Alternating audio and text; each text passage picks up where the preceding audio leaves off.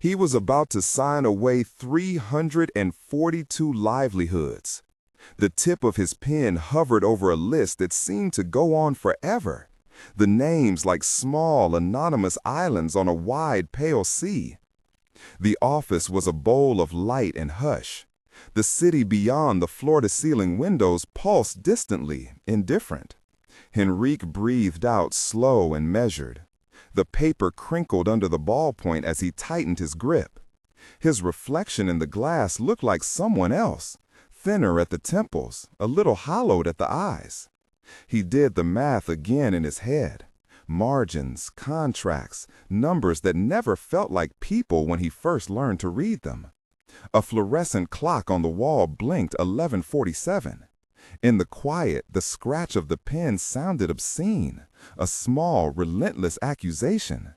He had rehearsed everything he would say at the board meeting tomorrow, measured, unarguable, necessary. Terminology like restructuring and efficiency floated in that rehearsed script until even the words felt numb. Somewhere back in his memory, his father's voice, calm, final, told him that a good leader does not let sentiment cloud judgment. He had believed that for a long time. When the door opened, it made a soft, habitual scrape, the kind that only cleaning people notice. The sound filled the room like warmth. Henrique glanced up automatically. He expected a figure in a Navy uniform, gloves maybe, a mop leaning at the ready, someone efficient and invisible. Instead, he saw a woman balancing a cart and 4 small bodies, light brown arms clutching at her skirt, hair in uneven braids, cheeks smudged with the kind of dirt that comes from playing outside, not from neglect. The cleaning cart smelled faintly of lemon and wet cloth. She looked tired in a way that could not be fixed by a night's sleep. Clarice moved with a rhythm composed of necessity. She had keys on a string, a grocery bag with a dented loaf, and a quiet air of refusal to be staged as anything but herself. She nodded curtly as her eyes met Henrique's. Around her, the office held its breath. A night janitor's entrance in the late hour was ordinary. A woman with children was not. Her children shuffled close to her heels, whispering and giggling in a language of safety only they knew. 3 of them held hands. The 4th peered out more cautiously, a small face that seemed to measure every adult in the room before deciding. They had always been cautious around strangers, Clarice would later say. They usually clung to her or hid behind a chair. They did not approach. Not in elevators, not in meeting rooms, not even at birthday parties where strangers wore incongruent smiles. But tonight, something in the air, in the way the man looked, his shoulder hunched as if carrying something heavy they couldn't see, made them decide otherwise. Henrique watched, inexplicably transfixed, as the eldest boy, Pedrinho, Clarice's voice said later when names became necessary, wiggled free and took 2 determined steps. Then the 2nd and 3rd followed. Paulinho with a gap in his front teeth, Serginho with a Band-Aid on his knee. The shy 4th child lingered a heartbeat longer behind Clarice, a whisper of hesitation, then, with a soft intake of breath, stepped forward. Clarice's fingers tightened on the cart. She made a small noise that was almost a warning, but it came out as a smile. The children moved like a single thing. They went right up to the desk, as if they had always existed in the blue light of corporate nights, as if the silence belonged to them too. Pedrinho's small fingers reached out and took Henrique's pen. It was an absurd, intimate gesture.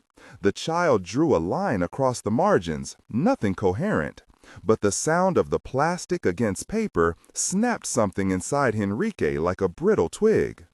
Paulinho climbed up onto the visitor chair and reached for the cuff of Henrique's sleeve. Serginho pulled at the tie as if it were a toy rope. The 4th child, who Clarice sometimes called only the little one because the name had yet to settle in everyone's mouth, peered at Henrique from behind his mother's knee, then leaned forward and, with a courage that was both shy and absolute, wrapped both arms around Henrique's wrist. None of the people still at their desks, accountants, junior lawyers, the cleaning crew's night supervisor who'd followed worried, said a word. The building's usual rules seemed to thin to paper and float away. Henrique felt 4 tiny weights settle on him, and for the first time in months, the pressure in his chest shifted. Where there had been a stone, something yielded. Air moved through him like someone had opened a window. A laugh escaped before he could stop it. A small sound, unbecoming for a man in a suit with 342 names under his pen, but real. "He's sad," Pedrino said, solemn as a declaration of fact. The words landed like a hand on Henrique's shoulder. The child's speech had chew to it, vowels still forming. "Uncle, sad," he corrected, offering a small, generous smile, as if he understood naming to be an offering. Henrique blanked. "I'm not an uncle," he said reflexively, and then the smallness of it sat against him like an old coat. He stopped. He didn't know what he was. The title in the corner of his business card felt suddenly empty. He looked at the child as if the boy had handed him a mirror. Clarice stood with her hip pressed against the cart, watching him watch her children. Her face was plain and honest. It held a map of years spent negotiating with the world. Late buses, 2 shifts, a child's fever in the middle of the night, the small arithmetic of rent and school supplies. She held herself like someone who knows how to be seen without asking for pity. "I'm sorry," she said softly, because she always apologized when her life pressed into other people's spaces. "It's late. I usually leave them with Donna Lourdes, but tonight she had to be at church for a funeral, and—" Her voice trailed, but there was no shame in it, only a practical catalog of facts. "They don't go to people, not really, not strangers. They trust me. They don't even let Juan get close sometimes."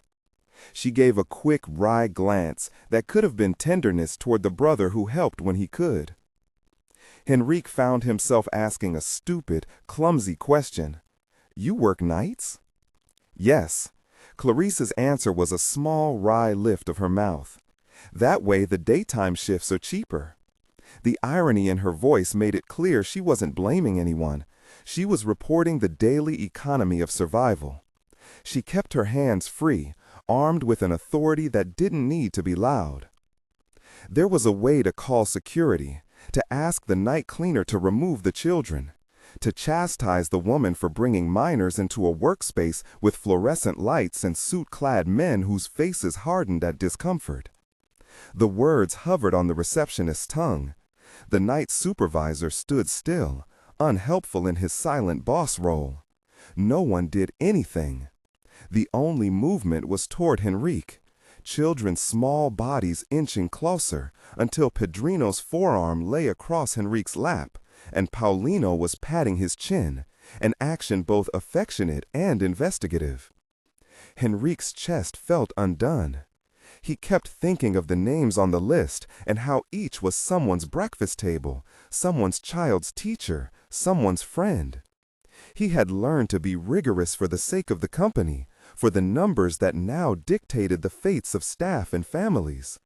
But the way the little one curled his fingers around Henrique's sleeve, the way Pedrino looked up with such presumption of care, made the calculus blur. He could translate spreadsheets in his sleep. He couldn't compute a child's trust. "Do you have family?" he asked, not because he needed the information for policy, but because the human habit of gathering facts felt like something to hold on to. Clarice's eyes narrowed, not at him, but at the question's tenderness. "My brother, Juan helps when he can, but he works the day shift at the market, and—" She let the sentence be incomplete, because some explanations are better left lived than spoken. "We manage," she said simply, as one recounts a budget. For a long minute, they regarded each other across the island of Henrique's desk. His pen lay abandoned. The list of 342 names waited like a verdict. The children rearranged themselves like new fixtures in the room. A paper cup someone had left by the computer wobbled and then fell, spilled coffee dark and warm across the laminate. All of it, the sound of the spill, the smell, felt suddenly enormous, sacramental almost.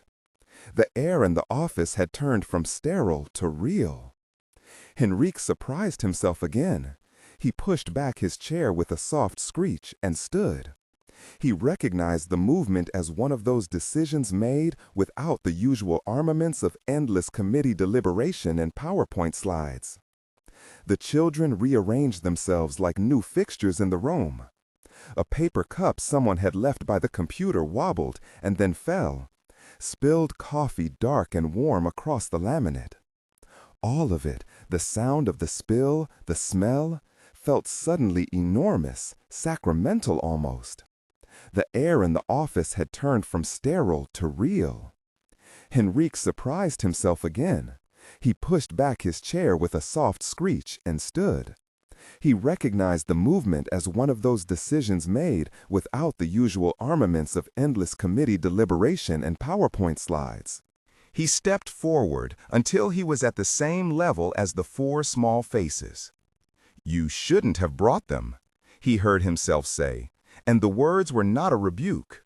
"But stay, sit, tell me their names."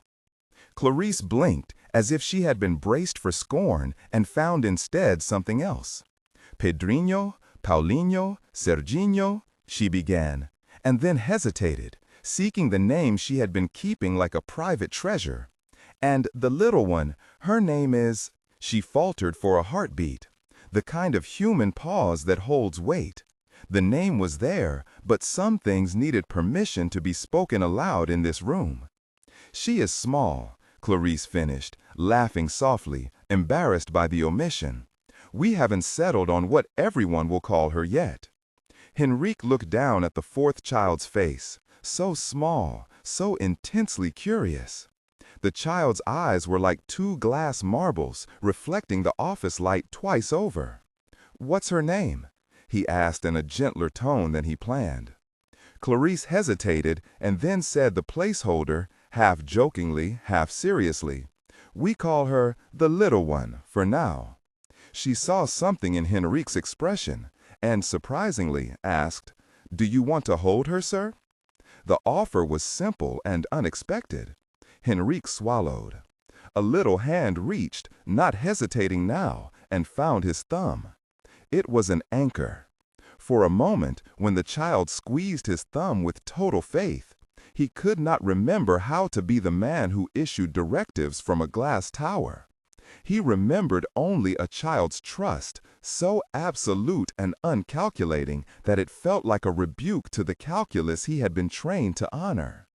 "She knows when someone is sad," Pedrinho explained solemnly, as if interpreting a chart.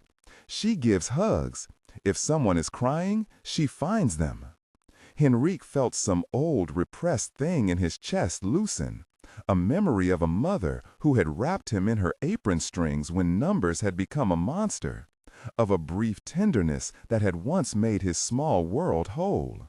He looked at Clarice again, and for the first time he noticed the tiny scar above her knuckle, the way her nails were cut short, practical.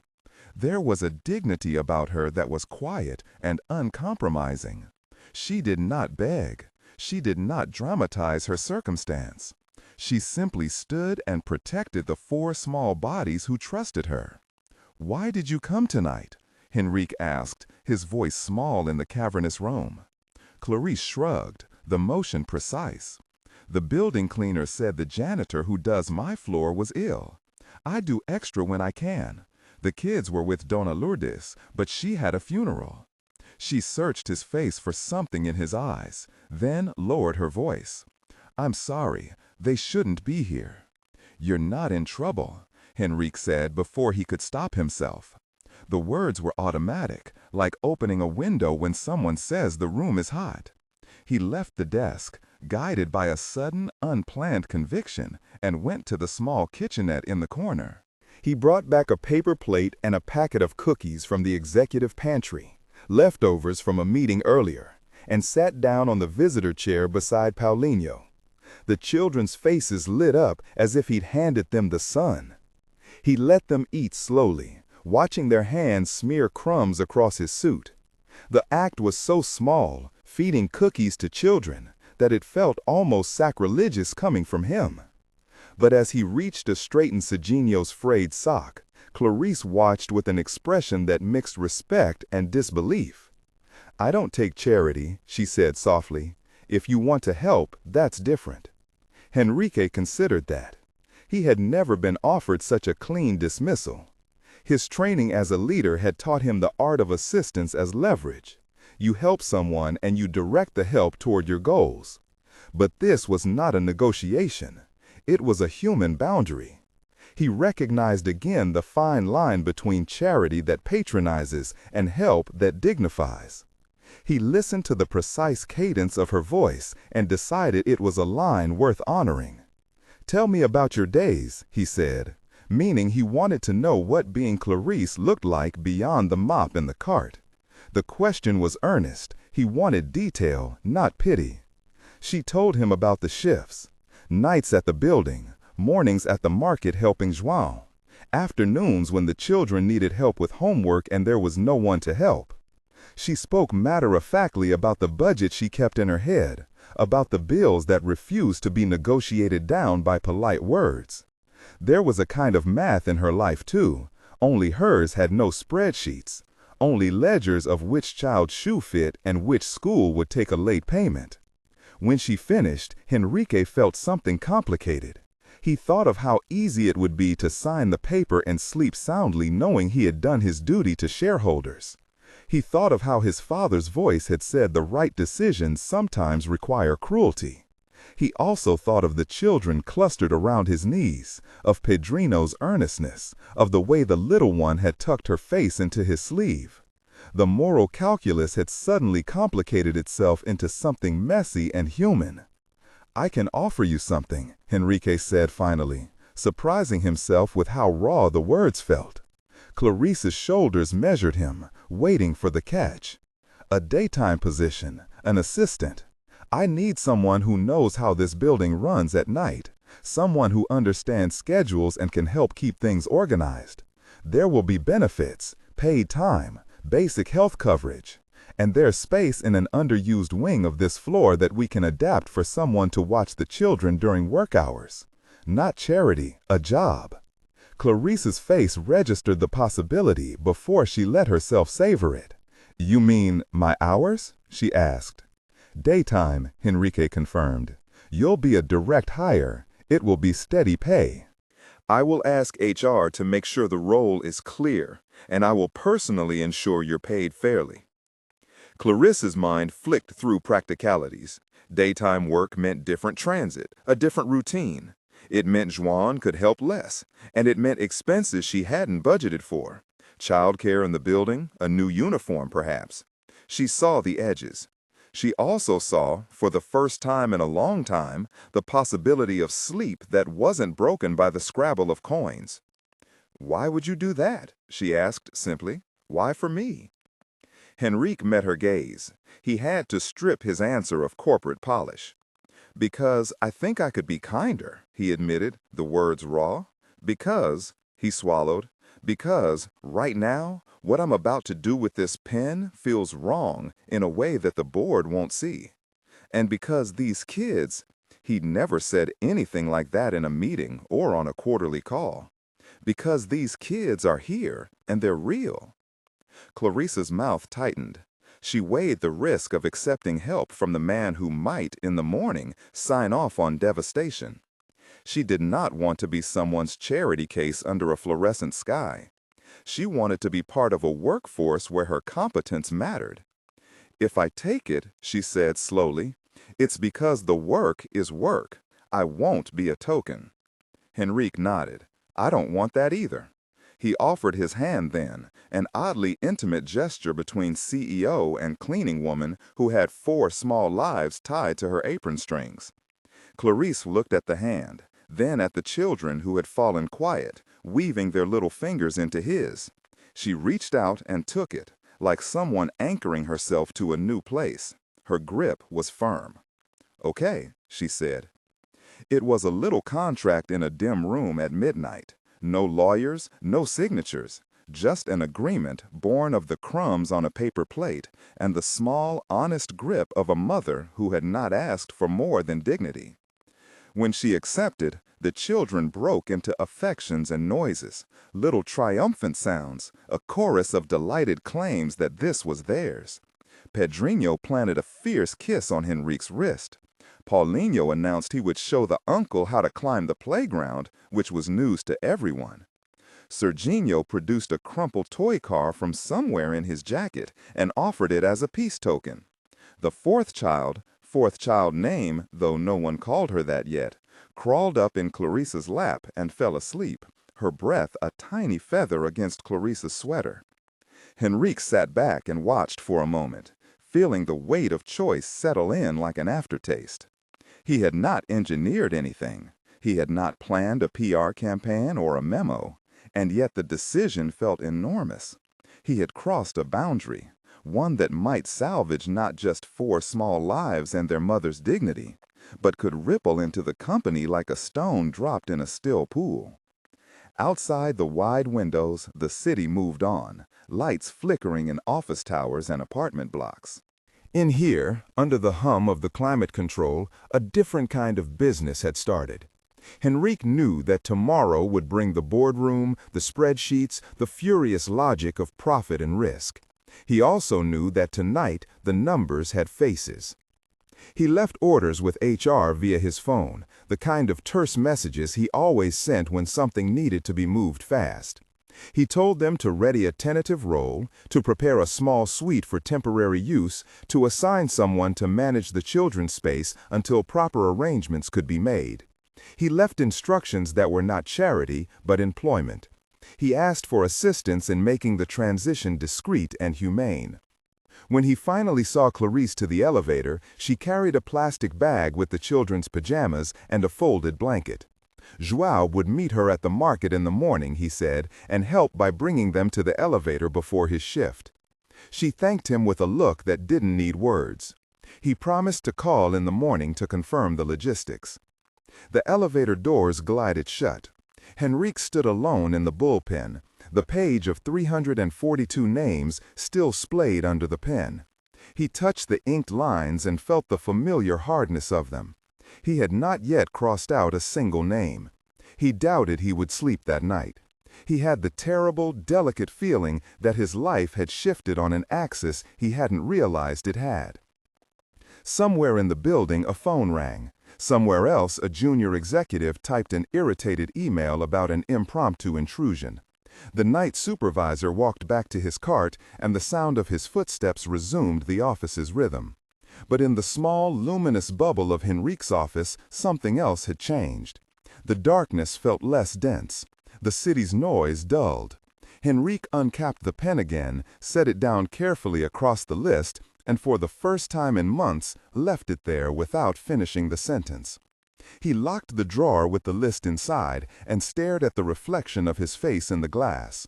For a long time he simply watched his own eyes, less sharp than they used to be, but warmer, as if someone had placed a thin gauze over edges that had been too precise for too long.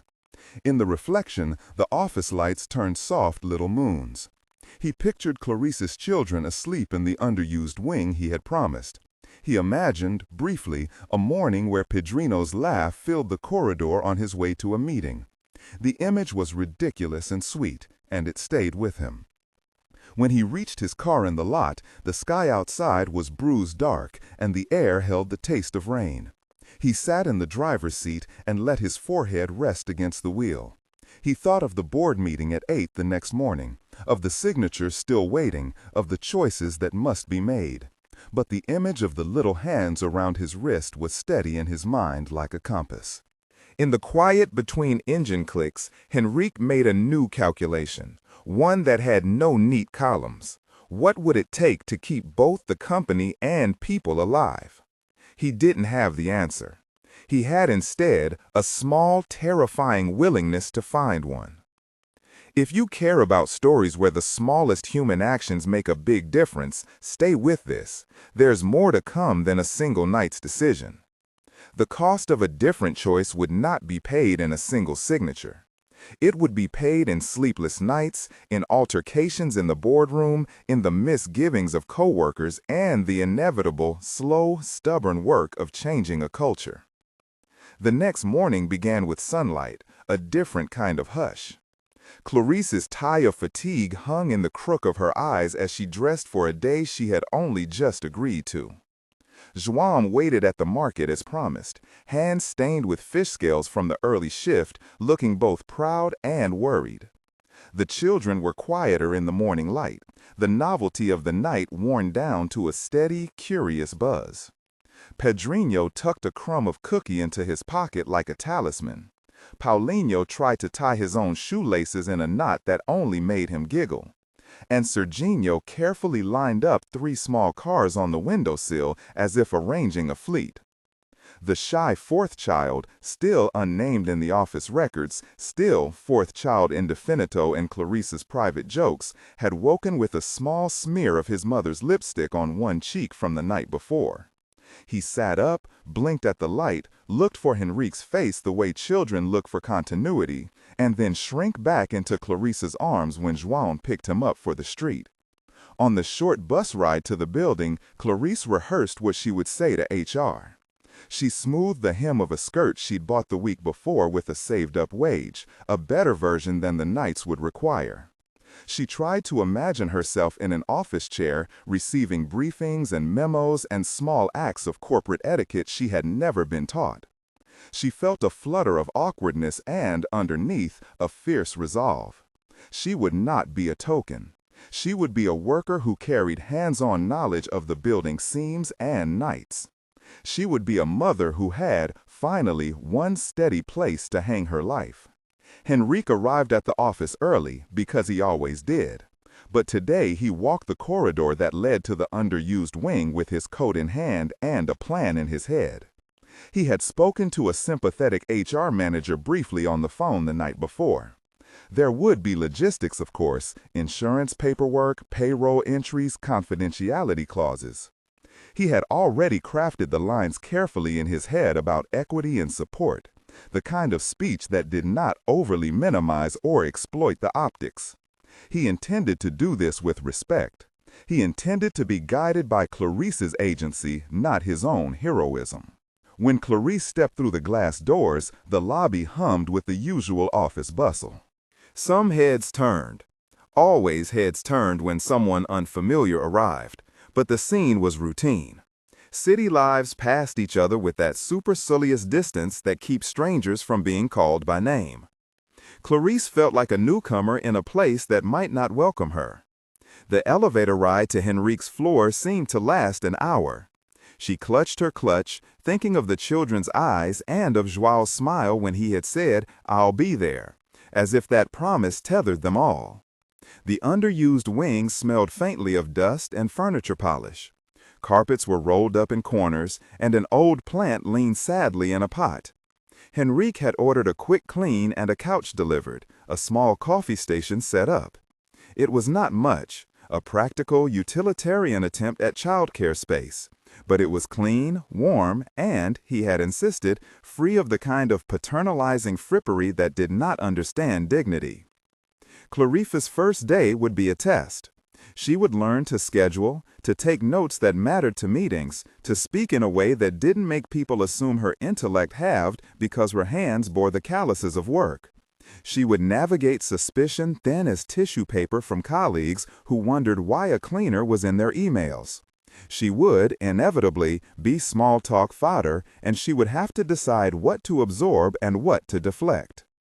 As Clarice walked into her new workspace, the elevator bell sounded, and with it the door of the office opened to reveal a cluster of faces, some curious, some guarded. Vanessa, who supervised a rival department, watched Clarice's entrance with narrow eyes. Regina, 2 desks over, gave Clarice a smile that sought to be honest. A junior analyst, who had seen the night before on his way out, looked away, the discomfort of witnessing intimacy in a professional space visible and awkward. The night supervisor who had followed Clarice last night hovered at the edge, uncertain whether to feel upset that his routine had been upended. Henrique stood beside Clarice as she turned the tiny key to what would be her daytime world. He was not theatrical. He did not make announcements. He simply said, quietly and firmly, "This is your space. We'll figure the rest out together." His eyes were clear.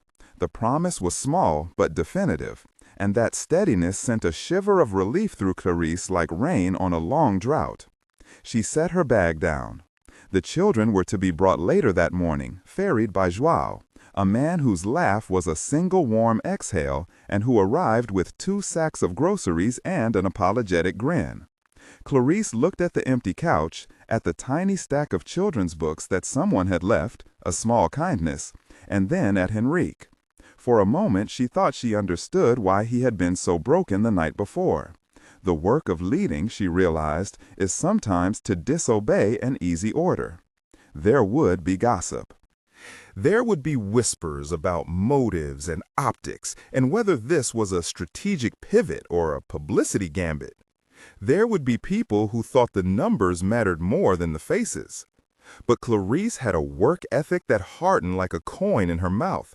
She would show up, do the job, and the rest could follow if it was meant to. Henrique closed the office door behind him, and the building resumed its activities. The first email Clarice received was a list of meetings. Her first task was to assemble the minutes for a team that would not meet her halfway. She learned to take notes without asking for permission. She learned to sit patiently and let the language of suits wash over her until she found the words she needed to keep the wheels greased. She made small adjustments, keeping a bag of extra snacks in her drawer for the toddlers, learning to find the printer without panicking, noticing that the light in the underused wing turned off at 10 if no one reset the switch. At noon, João arrived with the children in tow. Pedrino marched in like a general on parade. Paulino held an art project he'd created at the market, a crayon drawing of a building with big windows. And Serginho fetched a box of cookies he'd smuggled from his uncle's stall. The shy 4th child clung to João's jacket, still cautious, still measuring the world. When the children saw the couch they had slept on the night before, their faces lit with the kind of gratitude that makes the air taste sweeter. They scattered like birds, exploring, their small voices filling the wing with an energy that some in the offices would later call disruptive, but which in Clarice's view was precisely the thing a workplace could use. She watched them and felt a weight lift that had been dragging at her since the night before. She felt for the first time in a long while that possibilities existed beyond the logic of scarcity. And Henrique, he walked through that wing like a stranger entering a new home. He learned that children could organize a meeting better than many managers he knew. They negotiated turns, mediated disputes over toy cars, and insisted on fair sharing in a way corporate memos could not imitate. Children are brute instruments of truth sometimes. They insist on what they need without adding a margin for fear. He watched them and made another small calculation. There were changes he could start authorizing that might not end his career or bankrupt the shareholders, but could allow people to live. Back at his desk, the list of 342 names waited. He didn't sign that day. Instead, he sent a terse email to the board requesting an emergency session to discuss alternatives to wholesale layoffs, phased reductions, voluntary unpaid sabbaticals, renegotiated vendor contracts, a temporary executive salary adjustment. He knew the proposal would cause teeth to grit and eyes to narrow, but he had, for the first time, a moral anchor that would make conversations less theoretical. Across the floor, Vanessa watched the little cluster of newness and muttered under her breath about optics. Regina, who'd once been a temp and had clawed her way into a stable job, offered Clarice a sandwich and some pointers about office etiquette. Small acts accumulated. A chair loaned, a spare umbrella discovered in a drawer, an employee offering to coach Clarice on email formatting after lunch. The workplace, stubborn and slow, began to show tiny concessions. But not everyone was kind. There would be whispers. Had Henrique's empathy come at the expense of his judgment? Was this a PR stunt? Were numbers going to be sacrificed for feel-good gestures? Those questions hung like storm clouds on the horizon. They would need addressing. Clarice braced herself for the subtle slights, the implied condescension of someone who assumed her competence must be secondary to her maternal role.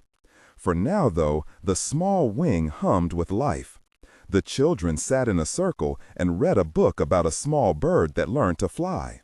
Pedrinho read aloud with the solemnity of a preacher, mispronouncing words but giving them weight. Paulinho doodled a family portrait with 4 figures and someone in a suit who looked like a hybrid of a man and a tree, both strong and rooted. Serginho arranged cars into lines and insisted that the blue one was the leader. The little one slept in Clarice's lap, then reached up and patted Henrique's sleeve when he sat nearby. At the day's end, as the sky retrieved its colors and evening softened the city's edges, Henrique walked Clarice and her brother Juan to the street. He had made some calls. He had pulled some strings. He had not solved everything. But the first step, turning a pen away from destruction and toward a human alternative, had been taken. The night before, 4 children had defied their usual shyness and reached out to a stranger. Tonight, those 4 children had taught a stranger to hear again. The decision would unfold into 1,000 small challenges: office politics, logistical headaches, resistance from those who measure success in quarterly returns. But an altered heart, once nudged, tends to find ways to reorganize the rest of the life around it. As Clarice loaded the children into Juan's battered van, Pedrinho shouted over his shoulder, "See you tomorrow," with the confidence of someone who had already staked his claim to a new routine. Paulinho waved fiercely, Serginho grinned, and the little one pressed her hand against the window and watched Henrique until the tail light swallowed them. Henrique stood on the pavement and watched as the van merged into the stream of evening traffic. He felt the hum of the city around him, much louder now and less like a distant threat. Vanessa, who had watched the change with a jaundiced eye from the floor, arrived at the meeting a week later with a private dossier. Snippets of whispers, a question about propriety, queries about favoritism. Her voice was neat and sharp when she raised it in committee. "We must be careful not to set an unscalable precedent," she said. And beneath the words was an accusation. "Sentiment risks the balance sheet." Henrique listened. He did not flinch. He had not forgotten how to defend his decisions in data or how to expose risks. He also refused to let data mask consequences.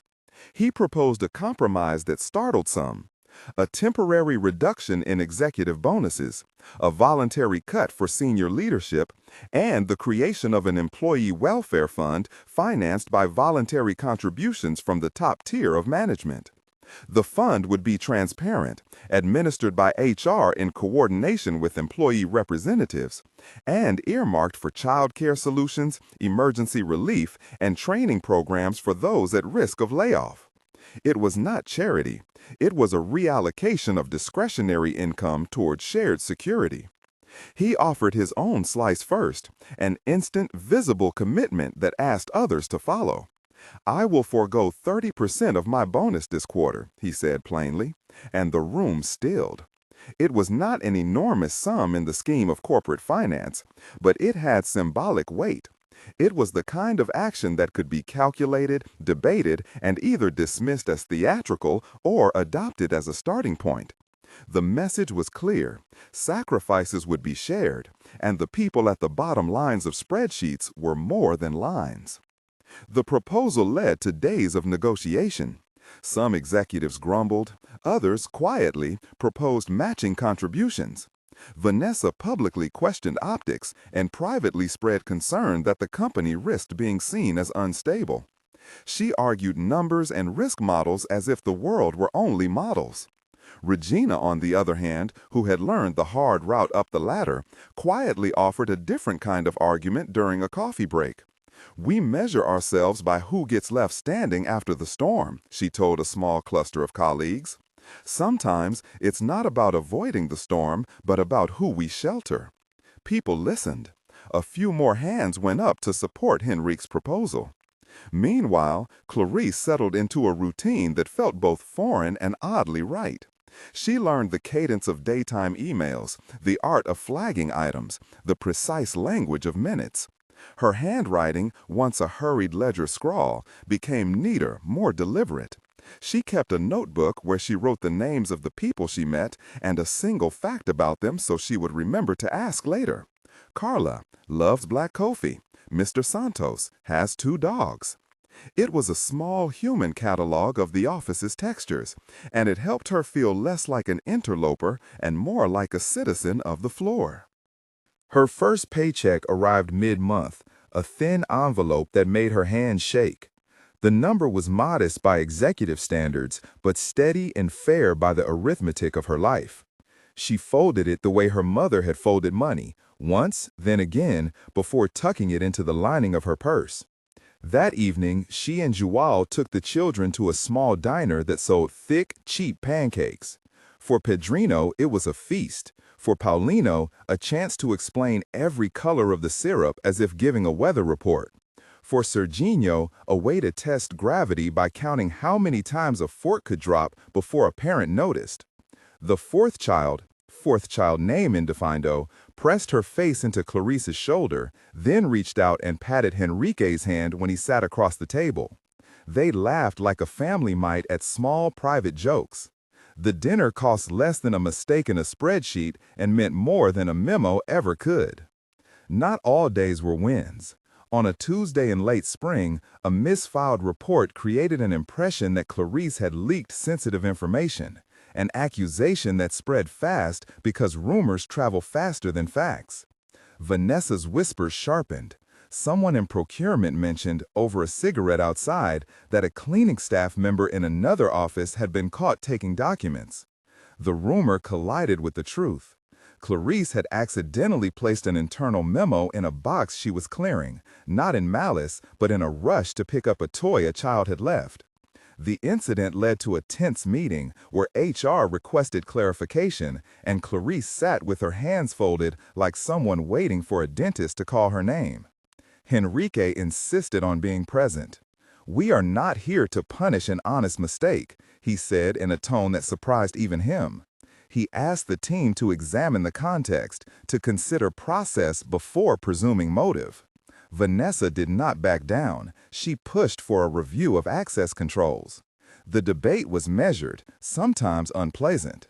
In the end, the official note read that Clarice's actions had been inadvertent, but that clearer protocols would be introduced, that the underused wing would have a locked cabinet for confidential material, and that Clarice would receive a short training session in handling internal documents. She accepted the training willingly, not humiliated, but prudent. It was, as she told Joao later, a lesson in how dignity sometimes hides inside procedure. As the company adjusted, so did the culture. The children's presence at the wing necessitated small humane policies, quiet hours, a sign-in sheet for visitors, a roster of staff volunteers to read stories when Clarice was on a meeting. Patrice, an agency worker who had once been a nanny, was hired on a modest stipend to help the children during particularly intense days and to give Clarice space to attend a meeting without worrying someone would tuck his sleeve. Patricia's name, unlike the fourth child's, arrived quickly. She was efficient and gentle, the kind of person who could cut a grilled cheese sandwich exactly in half without a single protest. Vanessa continued to shadow them, a constant, watchful presence. She framed her doubts in the language of best practice and brand risk, and sometimes, in private, she spoke bluntly about how optics can crash against reality. "Good intentions don't make up for bad execution," she told a colleague over lunch. The colleague nodded politely and later brought Clarice an extra thermos because, as she said softly, "people assume they can do this alone. They can't." Henrique learned to hold both concerns, counsel from numbers and counsel from the small hands that had found him. He began to sit less in isolation and more in the messy parts of the company, walking the halls, listening to the mid-level manager's frustrations, attending a customer service meeting where a dozen angry emails had been trawled through. He asked questions that were not about blame, but about repair. What would make this job secure? How could the company redistribute tasks to avoid mass layoffs? Where could waste be cut without cutting people? Sometimes the answers were brutal. Vendors with long-term contracts that were expensive to break. Projects that had to be paused. Sometimes they were simple. Renegotiate payment terms, consolidate a software subscription, delay a hire. The fund began to have an effect. It paid for emergency small loans to employees facing crises, for a weekend babysitter when a parent had a sick child, for tuition aid when someone wanted a certification. It also paid for the underused wing's modest renovations, safety locks, a small mural painted by the children and a volunteer artist, and a locked cabinet for confidential matter. The fund was as much practical as symbolic. It gave people a cushion and it signaled a shared responsibility. The children's influence seeped into other routines. In meetings, Henrique sometimes found himself starting with a question: how will this affect families? And the question altered the tone. People stopped seeing decisions as abstract. They asked who would breakfast on what their choices produced. Productivity did not plummet. If anything, it shifted. Teams who had been on the brink of burnout reported a slight lift in morale. Employees who had lost a sense of meaning in the daily grind found that small acts of mutual aid restored a layer of purpose. A mid-level manager who had once been indifferent to HR's pleas volunteered to coordinate a schedule for the wing's volunteers. Small adjustments accumulated into meaning. Yet not everything smoothed out. There were those who resented the changes, who felt their authority questioned, or who believed Henrique had gambled the company's steadiness on a feel-good experiment. The metrics were messy. For a quarter, the company posted tighter margins. In the second, the morale lift translated into small productivity gains. By the fourth, a modest return to profitability allowed the fund to be replenished modestly. It was not a miracle. It was a sequence of adjustments, negotiations, and small gains stitched together. Meanwhile, Juwan proved an unsung hero.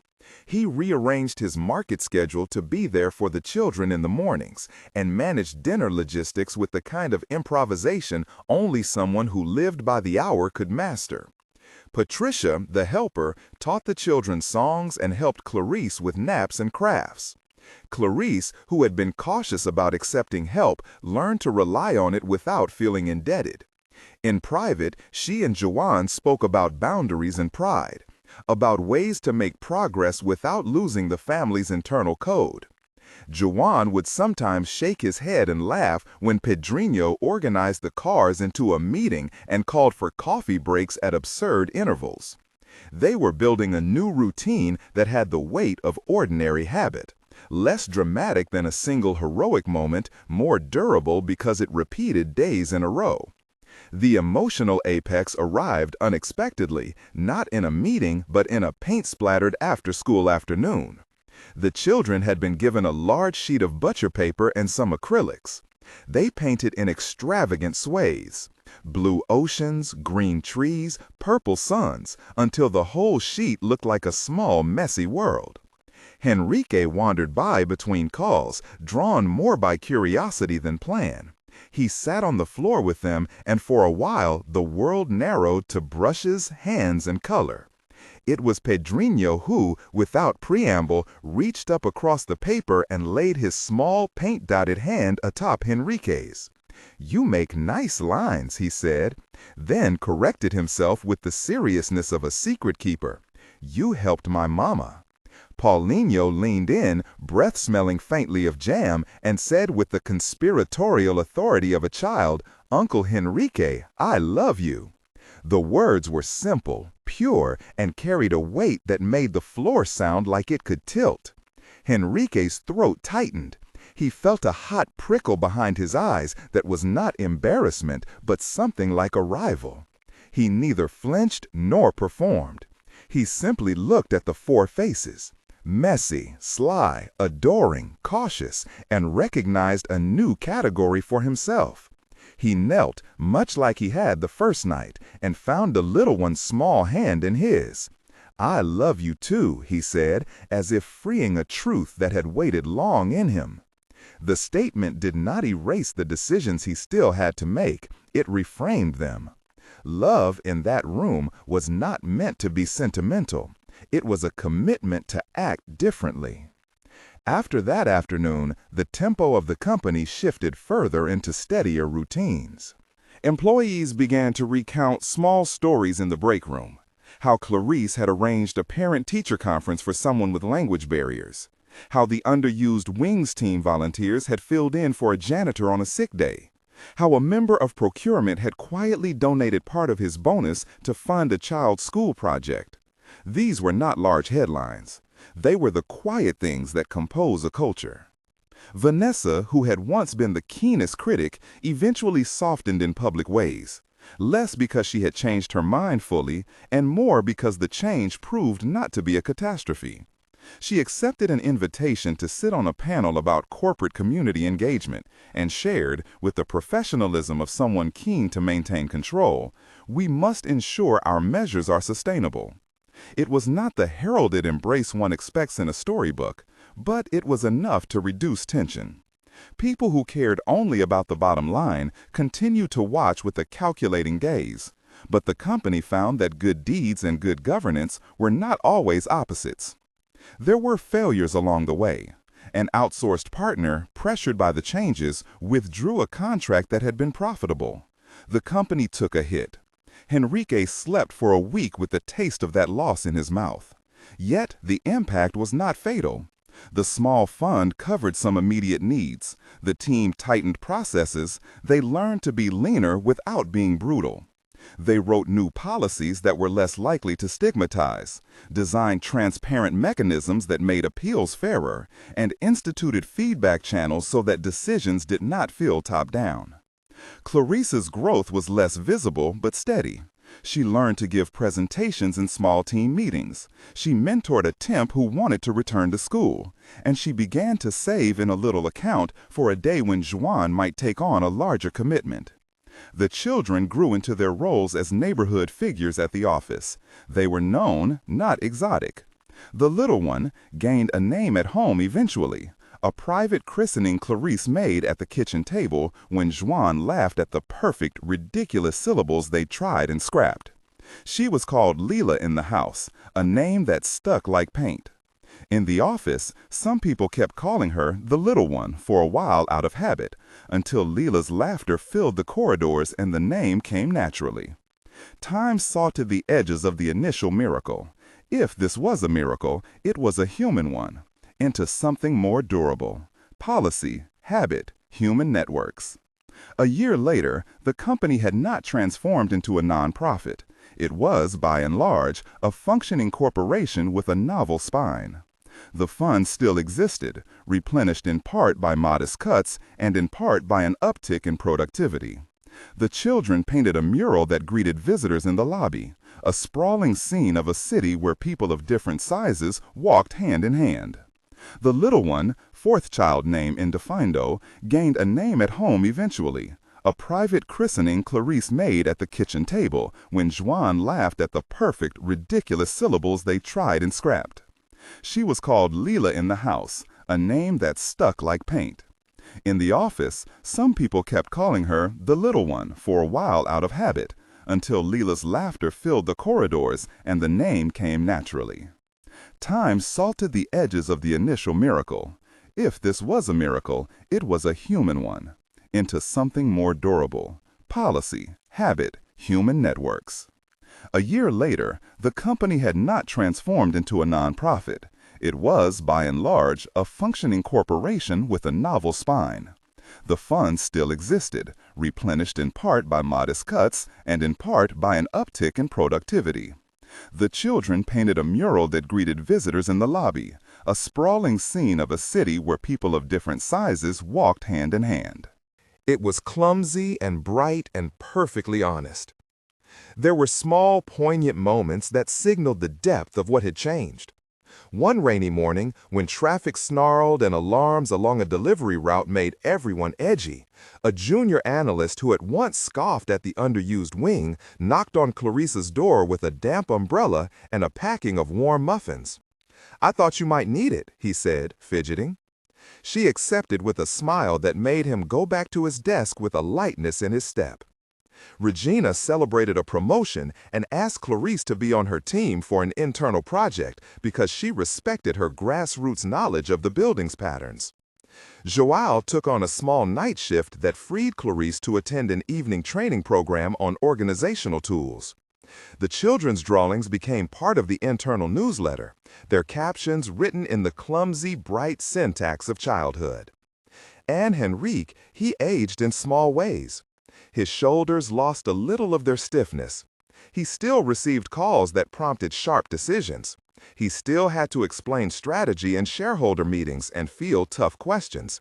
But now he had stories he could not unhear. When he walked into a committee room, he sometimes started by asking, "Who will this affect at home?" It was a simple rhetorical move, but it forced others to name the human before they rationalized it away. The story's public arc ended not with applause, but with an ordinary day. It was late afternoon when Clarice packed the children's backpacks for the ride home. Pedrinho had a math worksheet half complete. Paulinho had smudges of marker on his ears. Serginho had proudly stacked his toy cars into a neat, unassailable tower. Lila, fourth child name undefined, was asleep in a small carrier beneath the coat rack, a chubby fist curled against the fabric. They queued by the elevator like any family, and people in the lobby glanced up with the mild warmth reserved for those who make a place feel inhabited. Henrique happened to be leaving then, his briefcase in hand. He saw them, and rather than avoid them, he walked over. The children tumbled forward with the ease of habit. Pedrinho launched himself at Henrique and hugged him hard enough that the man sagged with surprise, then pleasure. Paulinho presented a small improvised crown he'd made from office supplies, anointing him king of the quiet hearts. Serginho insisted on showing him the blue car leadership trick one more time. Lila blinked awake and wrapped her sticky hand around Henrique's thumb, the small ritual repeated. They walked out together, a cluster of mismatched but coherent bodies. The sun had that late light that softens edges and gilds faces. It caught on the glass of the building as if trying to capture the day's ordinary beauty. Henrique happened to be leaving then, his briefcase in hand. He saw them, and rather than avoid them, he walked over. The children tumbled forward with the ease of habit. Pedrinho launched himself at Henrique and hugged him hard enough that the man sagged with surprise, then pleasure. Paulinho presented a small improvised crown he'd made from office supplies, anointing him king of the quiet hearts. Serginho insisted on showing him the blue car leadership trick one more time. Lila blinked awake and wrapped her sticky hand around Henrique's thumb, the small ritual repeated. They walked out together, a cluster of mismatched but coherent bodies. The sun had that late light that softens edges and gilds faces. It caught on the glass of the building as if trying to capture the day's ordinary beauty. They crossed the street toward João's van, and for a moment the world seemed to slow, not because anything grand had happened, but because a small human practice had taken root and made the day easier. As they merged into the stream of evening commuters, someone nearby, a woman balancing grocery bags, watched them pass and smiled to herself. A security guard leaned on the post and shook his head, not in disapproval, but in a way that said, "I didn't expect this when I clocked in." An intern who had once mocked the idea of a people-first approach sent Henrique a message that read, "I saw the kids on the way out. Thank you." It was a brief, imperfect gratitude that made Henrique press his lips together. They reached the van. João started the engine. Light rain began to fall, fine and indiscriminate. Pedrinho pressed his face to the window and waved. Paulino shouted another elaborate promise to show Henrique how to climb the playground. Serginho stuck his head out of the slightly cracked window and made a face. Leela, snug and small, reached out a milk-dampened hand and patted Henrique's wrist. Henrique stood watching until the tail lights dissolved into the evening haze. He felt the habit of old certainty receding and a new routine settling. He did not imagine the future as a clean victory. He imagined it as a work in progress, as a ledger with entries he could revise and a series of obligations he had chosen to accept. He had not saved everyone. He, however, changed the course of a few lives in concrete ways and nudged the culture of a company in the direction of human consideration. That was enough to begin with. When the van turned the corner, Clarice leaned forward and looked back through the window. She raised a small hand, and Henrique raised his. The gesture was ordinary and prescription-free. It was contact, recognition, and acknowledgement that people had, in that moment, chosen to keep each other. The city hummed, indifferent and endlessly busy. But in that small ribbon of street, the density of living had been rearranged slightly toward care. If this story leaves you thinking about small acts that matter, or about how workplaces could be different if people asked plainly who their decisions would touch, share what moved you most in the comments. If you want to see more stories like this, subscribe and come back. There are always more ordinary revolutions waiting where human lives intersect with policy.